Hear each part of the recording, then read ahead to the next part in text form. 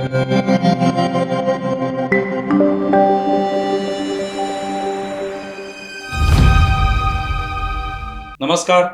News डंकामध्ये मी महेश विचारे आपल्या सगळ्यांचं मनपूर्वक स्वागत करतो. मित्रांनो, न्यूज डंकाचं यूट्यूब चॅनल आपण सबस्क्राईब केलं नसेल तर कृपया ते सबस्क्राईब करा, ज्यामुळे वेगवेगळ्या विषयांवरचे व्हिडिओ आपल्यापर्यंत पोहोचू शकतील. जेव्हा जंतर मंतर या ठिकाणी युवकांचं आंदोलन झालं कॉक्रोच जनता पार्टीच्या माध्यमातून, त्यावेळेला त्या आंदोलनाचा उद्देश जो आहे तो सगळ्यांना माहिती होता. पण त्याच आंदोलनामध्ये काही अशी युवक मंडळी, तरुण तरुणी, प्रामुख्याने 15 ते 20 किंवा 15 ते साधारणपणे 22 ते 20 वर्षाची अशी जी तरुण तरुणी त्याच्यात सहभागी झाले होते, त्यातले अनेक तरुण तरुणी हे शिव्या देताना पाहायला मिळाले. त्यांचे व्हिडिओ व्हायरल झाले. प्रामुख्याने या तरुणांकडून नरेंद्र मोदींना शिव्या देण्याचा कार्यक्रम तिथे हाती घेण्यात आला होता असं पाहायला मिळालं. आणि अनेक जण त्यांना उकसवत होते की तुम्ही या शिव्या दिल्या पाहिजे, अशा शिव्या द्या, तशा शिव्या द्या, हे सांगितलं जात होतं आणि ही कबुली त्याच तरुणांनी दिलेली. पण एकंदरीत या सगळ्या शिव्यांना एक प्रकारे लोकमान्यता लाभावी असाच तो प्रयत्न होता आणि ती लाभायला लागली. जसे जसे व्हिडिओ व्हायरल व्हायला लागले तसतसं प्रामुख्याने पुरोगामी, बुद्धिवंत, विचारवंत, लेखक, पत्रकार असं म्हणवणारी जी माणसं आहेत त्यांनाही व्हिडिओ प्रचंड आवडले, कारण त्या शिव्या नरेंद्र मोदींना होत्या.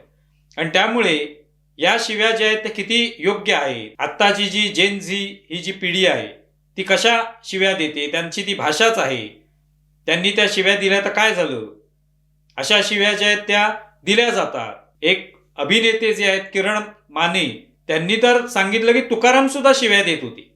त्यामुळे शिव्या ज्या आहेत त्या दिल्या तर काय झालं, अशा पद्धतीने या शिव्यांचं समर्थन केलं गेलं आणि कौतुक केलं गेलं या मुलांचं.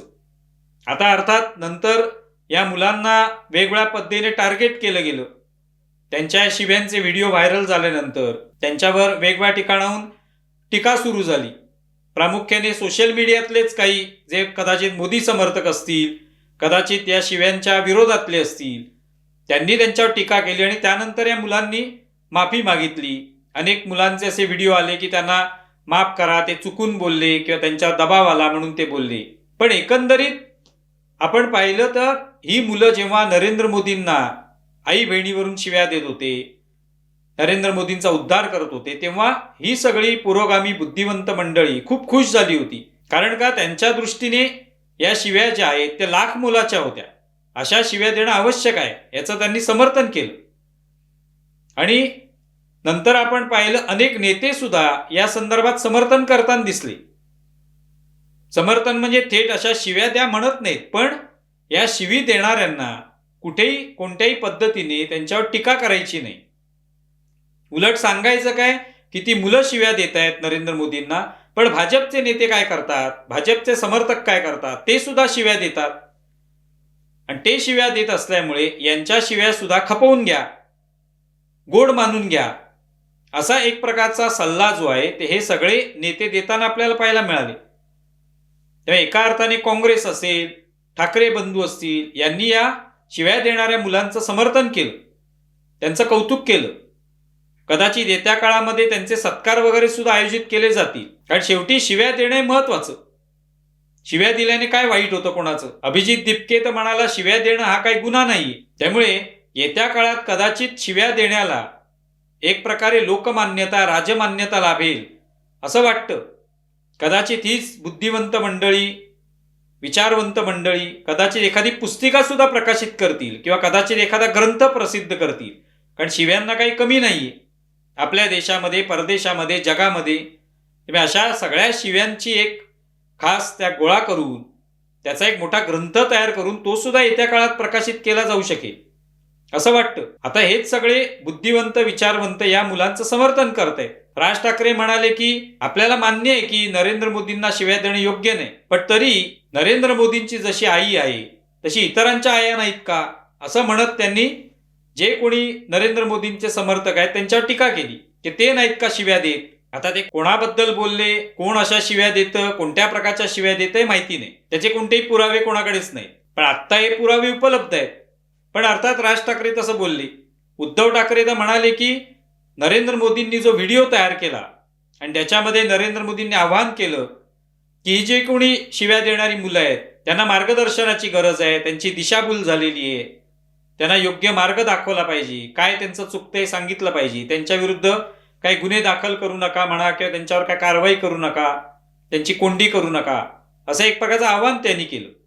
त्यावर उद्धव ठाकरे म्हणाले की खरं तर मोदींनीच माफी मागितली पाहिजे. या मुलांवर लाठी हल्ला केला, त्यांचे हातपाय तोडले, त्यांचे कपडे फाडले, पोलिसांनी तर काठ्यांना खिळे लावून या सगळ्या मुलांना मारलं, तर त्याबद्दल मोदींनी माफी मागायला पाहिजे. मुलांना कसलं माफ करता?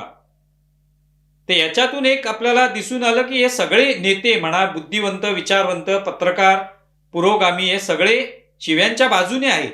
शिवीगाळ करण्यात काय चूक आहे हे सांगतायत वारंवार.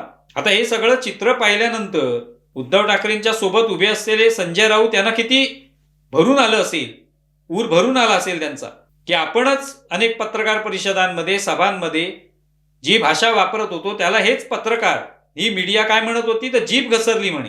कशाला म्हणत होती जीभ घसरली? या शिव्याच देत होतो आपण, त्याला जीभ घसरणे कशाला म्हणायचं? कारण आता या मुलांनी ज्या शिव्या दिल्या त्या जर योग्य आहेत, नेत्याला शिव्या दिल्या तर काय झालं? ते लोकातून निवडून आलेले आहेत, जनता त्यांना शिव्या देऊ शकते, अशा पद्धतीने समर्थन केलं गेलं.